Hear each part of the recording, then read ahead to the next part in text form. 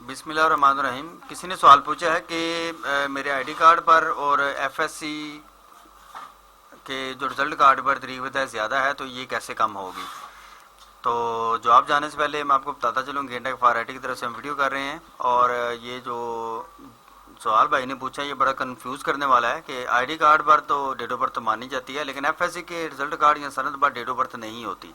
इसलिए इनका ये सवाल जो है ये पहले ही गलत है। अलबत्ता ये इस तरह कहते हैं कि मैट्रिक के रिजल्ट कार्ड पे डेट ऑफ बर्थ ज़्यादा है, तो ये हम मान सकते थे। एफएससी के रिजल्ट कार्ड पे डेट ऑफ बर्थ प्रिंट ही नहीं होती।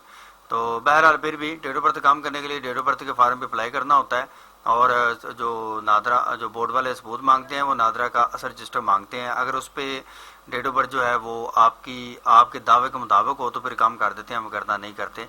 तो बकिया भी बहुत ज़्यादा इश्यूज़ हैं जो मैंने बहुत ज़्यादा वीडियोज़ की हुई हैं, आप मेरे चैनल पे डेट ऑफ बर्थ पे सर्च कर सकते हैं।